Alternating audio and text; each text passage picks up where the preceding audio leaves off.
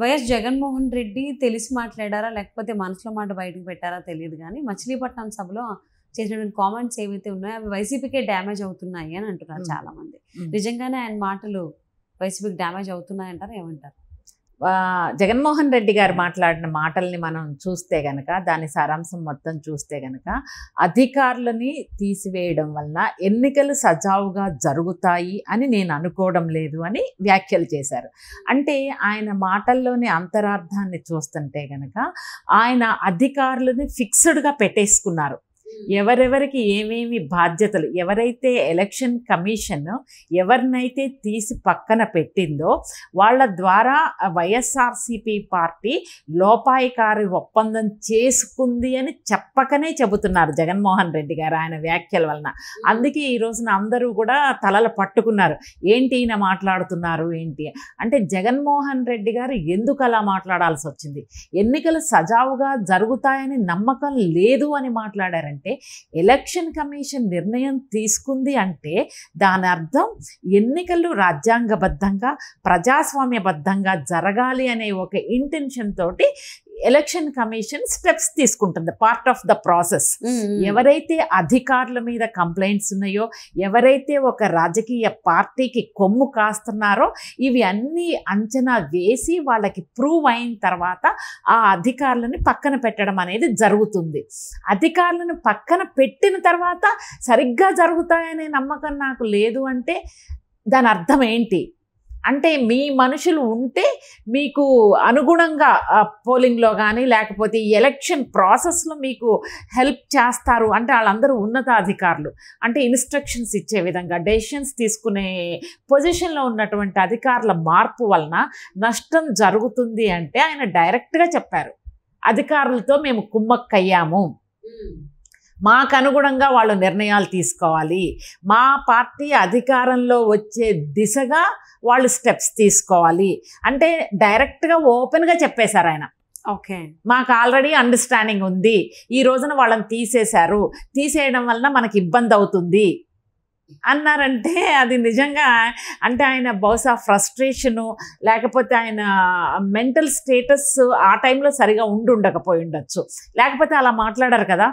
అంటే రోజు రోజుకి క్షణక్షణానికి మారిపోతున్న రాజకీయ సమీకరణలు, ఓడిపోతామేమో మనము మళ్ళీ నెక్స్ట్ అధికారంలోకి రామేమో అనే ఒక భయంతో, ఒక ఫ్రస్ట్రేషన్ తోటి ఏం మాట్లాడుతున్నారో తెలియనటువంటి పరిస్థితుల్లో తనంతట తానుగా వాళ్ళు ఏదైతే తప్పులు చేశారో బ్యాక్ ఎండ్లో, ఏదైతే అండర్స్టాండింగ్కి వచ్చారో ఈ అధికారులతోటి ఆయన ఓపెన్గా చెప్పారు.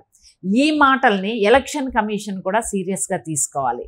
అంటే ఆయన చెప్తున్నారు కదా, ఎన్నికలు సజావుగా జరుగుతాయని నమ్మకం లేదు అంటే వాట్ ఇట్ మీన్స్ అంటే, మీరు ఎలక్షన్ కమిషన్ నిర్ణయాన్ని తప్పు పడుతున్నారా? వాళ్ళు తీసుకున్న డెసిషన్ని మీరు వేలెత్తి చూపిస్తున్నారా? ఏం మాట్లాడుతున్నారు అంటే ఆయన ఏంటంటే తెలియట్లా, ఆయనకి ఏం మాట్లాడుతున్నారో తెలియని పరిస్థితి. ఎందుకు అలాంటి పరిస్థితి వచ్చిందంటే, మొన్న అమిత్ షా గారు వచ్చారు. అమిత్ షా గారు వచ్చిన తర్వాత జగన్మోహన్ రెడ్డి గారి పరిపాలన మీద ఆయన చాలా సీరియస్ స్టేట్మెంట్స్ ఇచ్చారు.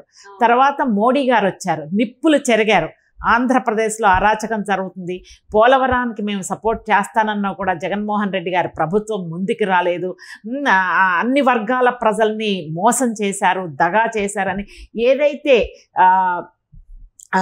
దేశ రాజధాని నుంచి వచ్చినటువంటి బీజేపీ అగ్ర నాయకత్వం ఏమైతే మాటలు మాట్లాడుతుందో, ఇవన్నీ విన్న తర్వాత ఆయనకి అంటే బహుశా ఆయన ఊహించి ఉండరు ఇంత serious comments Bharatiya Janata party అగ్ర నాయకత్వం నుంచి, ఇంత పవర్ఫుల్ స్టేట్మెంట్స్ తన మీద తన గవర్నమెంట్ మీద మాట్లాడతారని అనుకోకపోయి ఉండొచ్చు.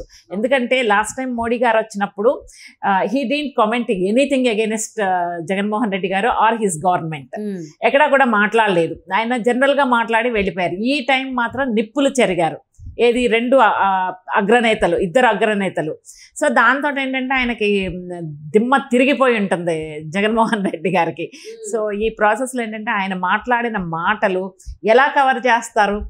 ఎందుకంటే కింద వాళ్ళు తప్పులు మాట్లాడారనుకోండి, వైఎస్ఆర్సీపీ ప్రతినిధులు కానీ లీడర్స్ కానీ వాళ్ళు ఏమన్నా తప్పు మాట్లాడితే అట్లీస్ట్ జగన్మోహన్ రెడ్డి గారు దాన్ని డ్యామేజ్ని తగ్గించేటట్టుగా మాట్లాడగలరు. ఎందుకంటే he is the supreme of YSRCP. కానీ సాక్షాత్తు తనే తప్పుడుగా ఆయన మాట్లాడుకున్నారు ఆయన దాని గురించి.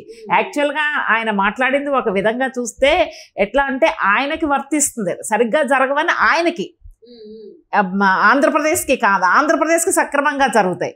ఎవరినైతే కలుపు మొక్కల్ని ఎలక్షన్ కమిషన్ తీసి పక్కన పెడుతుందంటే ఆంధ్రప్రదేశ్లో కొంత నమ్మకం కలుగుతుంది.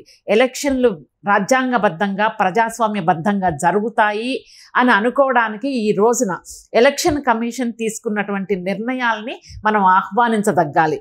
అయితే ఎలక్షన్ కమిషన్ ఇటువంటి నిర్ణయాలు తీసుకుంటుంది, చాలా పవర్ఫుల్గా ఉంటుంది, సిస్టమాటిక్గా ఉంటుందని జగన్మోహన్ రెడ్డి గారు బహుశా ఊహించి ఉండకపోయి ఉండొచ్చు. ఎందుకంటే ఏవో ప్రలోభాలు పెడితేనే కదా అధికారులు కూడా లొంగేది. ఎయిదర్ ప్రమోషన్స్ ఇస్తామనో, లేకపోతే ఉన్నతమైన స్థితికి తీసుకెళ్తామనో, లేదంటే money, end of the day money is the highest motivator factor కదా ఎవరికైనా కూడా. సో ఆ మనీ ఏమన్నా ఆశ చూపించారా, ప్రలోభాలు పెట్టారా, ప్రమోషన్స్, ఇవన్నీ ఎక్కడో ఒక చోట అండర్స్టాండింగ్ ఏదో ఒకటి ఉండబట్టే అధికారులైనా సహాయం చేస్తారు. ఊరికే అయితే ఎవరు చేయరు కదా. అవును, ఊరికే ఎందుకు చేస్తారు? వాళ్ళు నిజాయితీ పరులైతే పర్ఫెక్ట్గా వాళ్ళ డ్యూటీని వాళ్ళు చేస్తారు. అన్ని రాజకీయ పార్టీలని సమానంగా చూస్తారు. ఎందుకంటే రాజకీయ పార్టీలు ఈ 5 సంవత్సరాలు అధికారంలో ఉంటారు. వాళ్ళు నెక్స్ట్ వస్తారో లేదో తెలియదు, ఎందుకంటే ప్రజలు డిసైడ్ చేస్తారు. కానీ మీరు మాత్రం ఆల్మోస్ట్ అన్ని ఇయర్స్ మీరు ఉంటారు కదా ప్రభుత్వంలో, మీరు శాశ్వతం. రాజకీయ పార్టీలు అధికారంలో శాశ్వతం కాదు, ఏ రాజకీయ పార్టీ కూడా. మీరు మాత్రం శాశ్వతం. అలాంటిది మీరు ఎంత నీతిగా నిజాయితీగా ప్రజల తరపున మీరు ఉండాలి కదా. ప్రజల తరపున న్యాయబద్ధంగా ఎలక్షన్స్ జరిగే అటువంటి బాధ్యత ఈ అధికారుల మీద ఉంది. ఎందుకంటే ఇంతకు ముందు కూడా ఎస్పీలు కానీ ఐఏఎస్లు కానీ ఐపీఎస్ల మీద కూడా ఎలక్షన్ కమిషన్ వెయిట్ వేసింది. అప్పుడేమీ మాట్లాడినటువంటి జగన్మోహన్ రెడ్డి, డీజీపీ కసిరెడ్డి రాజేంద్రనాథ్ రెడ్డి మారిపోయిన తర్వాత ఎందుకు ఇలా అన్నారు? ఎన్నికలు సజావుగా జరుగుతాయని నాకు నమ్మకం లేదు, అరాచక శక్తులు ఏమన్నా విజృంభించే అవకాశం ఉంది అనేటువంటి అర్థం వచ్చే విధంగా ఎందుకు అలా మాట్లాడి ఉండు? సార్, డీజీపీ అంటే హైయెస్ట్ లెవెల్ కదమ్మా, హైయెస్ట్ పొజిషన్ కదా స్టేట్ లో. సో అందుకంటే ఆయన్ని గుప్పెట్లో పెట్టుకుంటే అన్ని తన అనుకున్నట్లుగా జరుగుతాయి. తన ఏదైతే ఆయన మైండ్ లో థాట్ ప్రాసెస్ ఉందో దానికి అనుగుణంగా పనులు జరుగుతాయని జగన్మోహన్ రెడ్డి గారు ఊహించారు. కానీ ఎలక్షన్ కమిషన్ ఝలక్ ఇచ్చింది.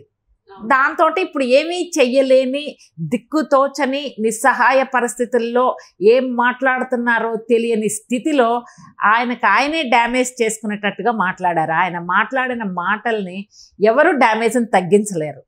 సో మరి జగన్మోహన్ రెడ్డి మచిలీపట్నం సభలో చేసినటువంటి కామెంట్స్ అయితే వైసీపీకి డ్యామేజ్ అవుతుందని చాలా మంది అభిప్రాయపడుతున్నారు.